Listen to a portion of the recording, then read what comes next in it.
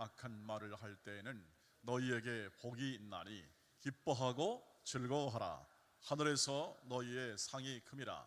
너희 전에 있던 선지자들도 이같이 박해하였느니라. 아멘. 할렐루야. 네, 오늘은 어제는 은혜가 선명히 기억될 때 우리의 행복이 증진되고 기쁨과 감사가 풍성한 마음의 상태가 되고 삶이 된다고 그랬잖아요. 은혜가 우리의 행복에 관련된 주제였다면 오늘은 고난에 참여함입니다. 고난에 참여함. 제가 그 예수를 믿을 때 제가 61년생입니다. 61년생이어서 올해 만으로 56세 플러스 3개월. 나이를 더 이상 안 먹는다고 그러죠. 제가 진행이 안 된다고 그러죠, 제 나이가. 근데 제가 고3 때가 1980년도였습니다. 제가 대학은 81학번인데 그 고등학교 시절에 제가 예수를 이제 중3 때부터 교회 나가서 고1 때 1년 만에 목사가 되겠다고 선을 했던 사람입니다. 굉장히 빨리 이렇게 했는데 그때 그 제 친구들이 그 서울 이태원 지금의 그 육군 격리단이 있습니다. 격리를 보는 미팔군 바로 맞은편 쪽에 있는데 거기 있는 그 대성교회가 제 모교회입니다. 모교회고 그 교회에서 이렇게 신앙생활을 학생 때 했는데 그때 저희 친구들 대부분이 예수를 믿는 가정 한 30%, 믿지 않는 가정이 대부분이었습니다. 그래서 그 당시만 해도 예수 믿는 것과 또 그 다음에 예수를 이렇게 교회를 다니는 것에 대해서 반대하는 가정이 많았고 또 학생 때였는데 이렇게 예수 교회를 다니면서 함께 이렇게 전도한다고 하는 것은 그 당시로서는 굉장히 학생 때니까 마음이 굉장히 굳은 결심을 하면서 그렇게 신앙생활을 했던 기억이 있습니다. 그래서 이렇게 서로 기도하고 또 각 가정을 위해서 서로 기도하면서 결국은 하여튼 우리 친구들은 다 모든 집안이 다 예수를 믿었습니다. 모든 집안이. 그러니까 학생 때 그렇게 기도했고 함께 나눴던 그 나눔이 참 귀하고 지금 생각해 보면 그때가 가장 귀한 것 같습니다. 그때가 가장 마음에 가장 순수한 복음과 그리고 예수 그리스도에 대한 그 믿음이 가장. 그러니까 지금 그저께 우리 장외주 선교사님이 와서서 주일날 산족 저기 중국에 있는 그 산족을 뭐 이렇게 많이 올라가야 되고 또 중국 정부가 이렇게 별로 관심을 두지 않는 그 부족에 대한 이렇게 전도를 하면서 아주 놀라운 일을 하고 있는데 그 예수를 이렇게 처음 믿거나 믿으면서 갖는 그 아주 순수한 마음 그리고 예수 아주 원색적인 예수가 드러나는 상태 이것이 바로 아마 처음 이렇게 예수를 믿고 함께 더불어서 그 예수를 나누는 과정 속에서 일어난 일이라고 생각합니다. 여러분 그 당시 이렇게 마음이 편하지 않죠. 여러 가지로 일들이 많고 또 뭐 이렇게 집에서 이렇게 특별히 이제 우리 남자들은 그래도 남자니까 그냥 버티면서 가니까 그래도 버티는 있는데 아마 여기 계신 분 계신다면 자매들 있잖아요. 우리 여학생 같은 경우는 집에서 못 나가게 하면 그렇잖아요. 또 막 울고불고 하잖아요. 여성들은 막 울고불고 하고 그러면 학생 때니까 그게 짠하잖아요. 마음에 여학생이 그러면 막 함께 더불어서 막 그룹 기도하면서 막 기도해주고 그런 시절 갖는 분 계시죠. 여학생은 아니지만 또 시집 가서 그런 경우도 있고 아마 우리나라가 예수 믿는 나라가 아니었기 때문에 그런 문화도 아니었기 때문에 불교나 유교에 혹은 제사 문제를 좀 말하는 그런 문제가 다 걸려있는 환경이었기 때문에 예수 안 믿는 집안으로 시집가서 겪었던 분들도 여기 많이 계시리라고 생각합니다. 그런 분들의 삶이라는 것이 얼마나 특히 여성들에게는 눈물을 겪는 삶인가. 그런데 공통적으로 이렇게 고백하는 것은 뭐냐면 그때가 제일 행복했다. 그때가 예수를 믿고 다 가족이 다 믿다 보니까 더 힘들어졌다. 그런 감정이 있어요. 예를 들면 그때 그러니까 예수를 믿고 그 예수 믿는 믿음 그리고 그 예수가 드러나고 그 예수께서 함께 하심에 대한 감사가 있고, 그리고 그 예수를 따라감에 대한 마음의 고백이 충만하게 될 때, 그때가 제일 행복했던 때라는 것을 우리가 또 감사한 마음이 차오르는 경험들을 공통적으로 고백하는 뭐냐면, 그게 바로 고난에 참여하게 될 때 그 사람의 진짜 마음에 하나님을 향한, 예수를 향한 기쁨과 감사가 있기 때문에 그렇다는 거죠. 그게 바로 행복이라는 것입니다. 표현할 때 누구나 고난을 원하는 사람은 없습니다. 우리도 고난을 원하지 않습니다. 고난 자체를 기뻐하지 않습니다. 그러나 하나님께서, 주 예수께서 그분의 말씀과 뜻을 따라 삶을 살다가 당하는 맞이할 수밖에 없는 수많은 고난이 올 때, 거기에 마음을 열어 주 예수 그리스도를 기억하고 생각하고 그분을 따라 그 말씀대로 행하는 것을 고난에 참여한다는, 그렇게 말합니다. 고난에 참여하는 것은 바로 내가 원하지는 않지만, 내가 막을 수 없는, 통제할 수 없는 일들이 내 안에 들어오고, 예수라는 이름 때문에, 예수라는 그러한 일로 인해서, 예수를 믿는 믿음으로 인해서 다가오는 모든 고난에 우리가 마음을 열어 그것을 정면으로 돌파하고 그것을 따라, 주 예수를 따라 살아가는 삶을 고난에 참여하다.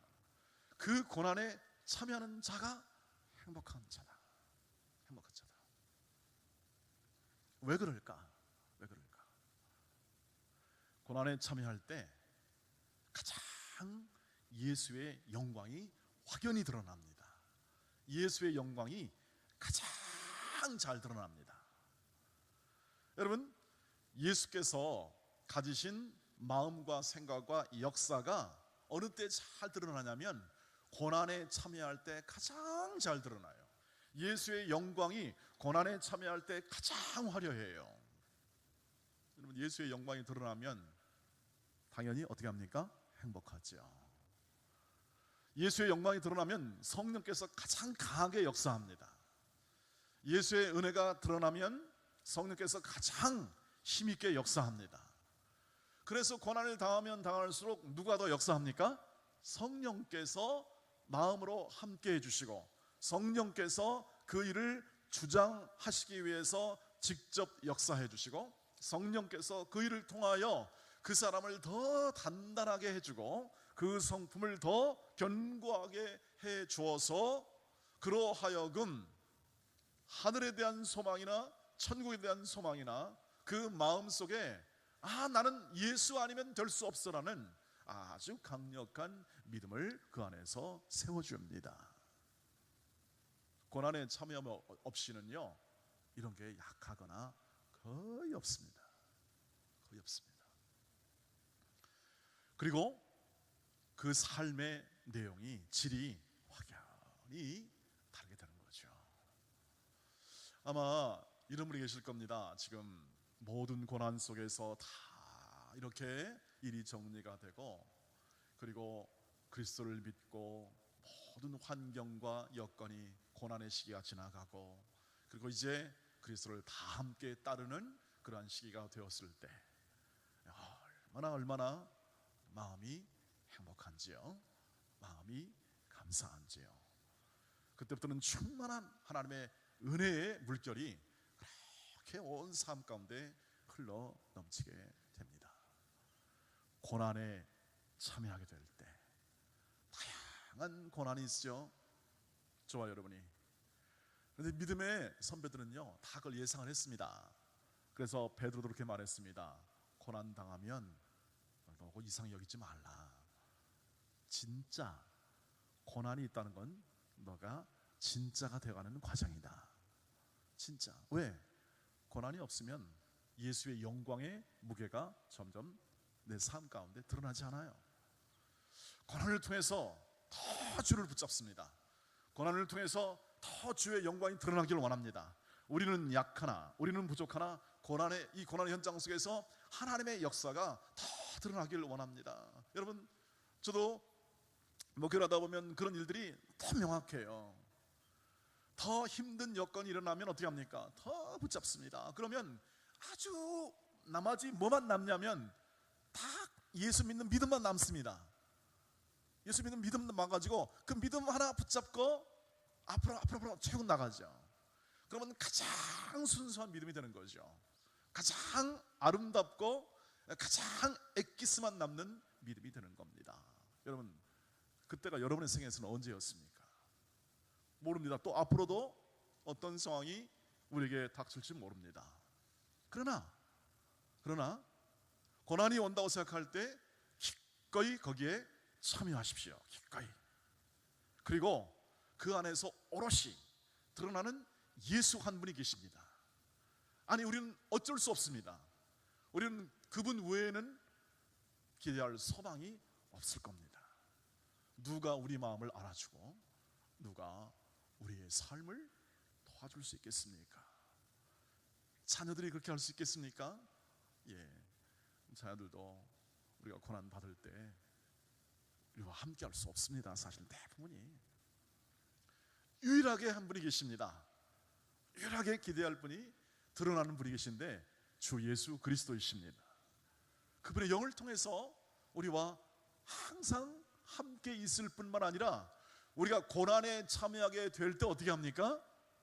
더 선명하게 드러납니다. 예수가 선명하게, 예수의 영광이 드러날 때 제일 행복합니다. 예수의 은혜가 드러날 때 가장 행복합니다. 여러분, 그래서 바울이 뭐라고 그랬냐면 무릇 경건하게 살고자 하는 자는 뭘 받으리라? 핍박을 받으리라. 저는 이 말씀을 대할 때마다, 이게 다 목회서 신서이기 때문에 제 마음을 적용하는데 제가 늘 다집니다. 고난이 오더라도 기꺼이 참여한다. 예수를 위한 고난입니다. 예수를 위한 고난, 기꺼이 참여한다. 기꺼이 참여할 마음을 먹고 선택하면 됩니다. 그것에 대한 거부하는 마음이 아니라 주여, 내가 거부할 수 없고 내가 통제할 수 없는 상황이 발생할 때라도 내게 오는 것에 대해서 거부하지 않고 기꺼이 참여하게 하옵소서. 그러면 뭡니까? 하늘의 상이 크다. 이 말은 어떤 상에 대해서는 얘기하지 않습니다. 그러나 우리의 기대는 그것입니다. 주님이 더 좋은 곳으로 주실 줄 믿습니다. 좋은 곳으로. 거기에 대한 기대입니다. 왜? 주님이 살아계셔서 지금 나와 함께 하시고 나를 인도하시며 또 나와 더불어 행하시되 나를 반드시 지켜주실 것입니다. 이게 제 고백이 아니라 사도 바울의 고백이었습니다. 디모데후서에서 말합니다. 계속 무릇 하나님께서 나를 지켜주실 것이다. 사자 입에서 나를 건져주실 것이다. 나의 모든 환난 가운데서 나를 인도해 주실 것이다 하는 것이 사도 바울의 가장 마지막 유언적인 고백이었다고 하는 것이죠. 여러분, 그래서 바울이 이렇게 말합니다. 내가 이 남은 그리스도의 고난을 내 육체에 채우노라. 이건 아주 놀라운 고백이죠. 골로새 성도들에게 편지하면서 이렇게 말해요. 내가 전혀 내가 내 인생을 디모데에게 말하면서 부끄러워하지 않는다. 내가 고난을 받는 것도 부끄러워하지 않는다. 내 인생 가운데 이 고난에 참여하는 것, 그리고 주 예수 그리스도의 그 놀라운 은혜를 내가 더 누리도록 더 예수를 더 붙잡고 살아간다. 그 살아가는 과정 속에서 핍박, 고난이 없을 수 없기 때문에 나는 그 모든 고난을 내 육체에 채운다. 그 말은 고난을 감수한다. 뭘 위해서? 교회를 위해서. 바울은 교회를 위해서예요. 교회를 위해서 육체에 채운다. 남은 고난을 교회를 위하여. 여러분, 그래서 그렇게 소중한 이 교회라고 생각하는데 왜 그렇습니까? 왜 바울이 교회를 위해서 남은 그 고난을 육체에 채웁니까? 교회가 그리스도의 몸이지 않습니까? 교회가 그리스도의 몸입니다. 그러므로 교회는 그리스도입니다. 여기까지 생각이 미치면 바로 그 교회를 위한 고난을 기꺼이 받는 거죠. 그래서 복음에 깊이 들어가면 들어갈수록 교회를 위하여 받는 권한은 그건 행복한 겁니다. 행복한 겁니다. 너무 교회 힘들지 하지 마세요. 물론 저는 힘들게 하지 않겠습니다, 여러분. 그러나 깊이 들어가 보면, 깊이 말씀을 들어가 보고 진짜 행복을 들어가 보면 그 교회를 위한 고난에 참여하게 될 때 그 사람이 행복한 겁니다. 행복을 말해야죠. 행복해야 되겠지 않겠습니까? 그 고난 자체를 기뻐하는 건 아니지만 교회가 그리스도를 위해서 일하다가 당하는 고난이 있다면 어떻게 합니까? 우리 모두가 기꺼이 바울처럼 어떻게 하죠? 고난에 참여하게 될 때에 그 안에 예수가 드러나죠. 예수가 드러나면 그의 영광이 드러나고, 그의 영광이 드러날 때 우리는 기뻐 뛰며 행복하고, 예수께서 그냥 있지 않죠? 진짜로 만들어주고, 그리고 하늘의 상에 큰 소망을 줍니다. 소망을. 사랑하는 우리 동원의 가족 여러분, 새벽기도 나오신 분이니까 마음의 결심을 하고 나오셨겠죠. 고난에 참여할 때 그 사람이 진짜입니다. 진짜. 여러분, 공수부대 나온, 해병대 나온 분들이 왜 이렇게 끈끈한 정이 있습니까? 한 번 해병대면 일평생 해병대라고 그러더라고요. 이건 교인보다 더해. 교인보다. 그렇잖아요? 우리도 한 번 동원교회 교훈은 일평생 뭐다? 대답이 없으시네. 한 번 동원교회 교훈은 영원한 동원교회 교우다. 해병대보다 못해도 되겠습니까? 여러분, 끝이 뭐냐면 그 마음의 뜻은 뭐냐면, 기꺼이 해병대는, 공수대들은요 기꺼이 어려운 일에 참여하잖아요. 마땅히 기꺼이 자발적. 요즘 해병대요 그냥 못 갑니다. 제가 해병대 얘기를 자주 하는 이유는 제가 존경하는 마음이 생겼어요. 해병대를 대해서. 요즘은 자발적으로 가요. 자원이에요, 자원. 그 경쟁률이 한 4대1 된답니다. 그냥 못 가요. 그냥 간다고 그래서 뽑아가지고 자원하는 마음. 훈련이 힘드냐? 돌아가라. 집에 가고 육군 가. 다른 데 가라. 해병대는 이 훈련을 견뎌야 된다. 고난에 참여해서 견뎌야 된다. 그러니까 강건한 충성심이 나옵니다. 그 안에 충성심. 승리하고자 하는 강렬한 내면의 확신이 나옵니다. 여러분, 저와 여러분이 진짜가 되어가는 과정, 진짜 예수를 믿고 진짜 선명히 드러나는 과정은 고난에 참여하게 될 때 길러지고 세워집니다. 사랑하는 동원의 가족 여러분, 제가 마지막으로 한 사람을 소개하는데요, 파니 크로스비라는 이 사람이 여성이에요. 근데 찬송시를 8,000곡이나 썼어요. 8,000곡. 우리 찬송가에 보면 군데마다 페니 크로스비라는 여성이 나옵니다. 어렸을 때부터 눈이 안 보입니다. 맹입니다.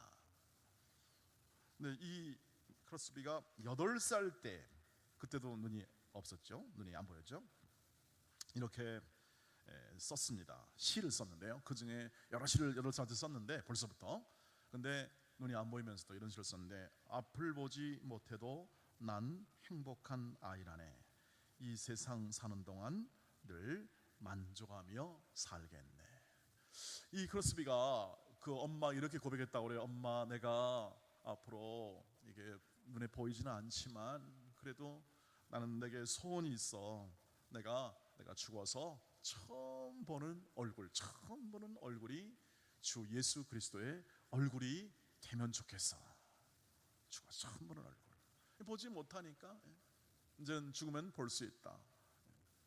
그래서 나는 눈이 지금 안 보이는 것과 눈이 보일지라도 나는 안 보이는 걸 선택할 거야. 안 보이는 걸. 그 당시 고칠 수 없었다는 것을 물론 알았을 겁니다. 고칠 수 없는 병도 있다는 것. 하나님이 고치지 않는 것도 있다는 것을 알았죠. 그러나 그녀의 마음은 그것이었습니다.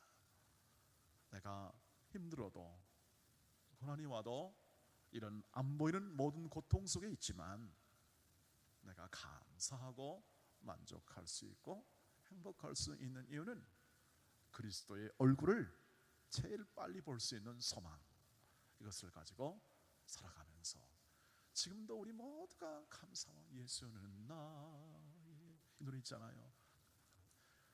그리고 또 예수가 거느리시니, 수많은 주옥 같은 노래예요. 예수께로 가면 나는 기뻐요. 예수께로 가면 나는 기뻐요. 이 노래 전부 다 하여튼 이 영감이 노래들 있잖아요. 너의 죄 사해 주사, 이런 아주 영감이 부른 노래는 전부 다 이 여성이 작사한 시를 가지고 함께 곡을 붙인 노래였습니다. 영감이 흘러요. 수많은 사람이 그녀 때문에 행복을 알고 풍성한 그리스도를 믿는 신앙으로 살아갑니다. 사랑하는 모든 가족 여러분, 우리의 개인의 삶이나 교회나 우리 모든 삶 속에서 고난이 올 때 예수의 이름으로 참여하고 그 참여하는 고난을 통해서 더 하나님께서 세워주시고 인도하는 사실을 깨닫는 것이 은혜죠. 불가피하게 바라지 않는 것이라 할지라도 원망하거나 그것을 통해서 다른 타인을 원망하지 않고 내가 그것을 붙잡고, 그리고 예수의 영광이 드러나기까지, 내 안에 예수의 소망이 새록새록 솟아날 때까지 소망의 인내로 그것을 극복하고, 참아나 소망의 인내 가운데 그것을 이루어나가는, 극복해 나가는 저와 여러분이 되시기를 주의 이름으로 축복합니다. 우리 찬송하도록 하겠습니다. 주여 나는 연약합니다. 찬송하며 나가기를 소망합니다. 우리 그 찬송하겠습니다. 주여 나는 연약합니다. 주는 완전합니다.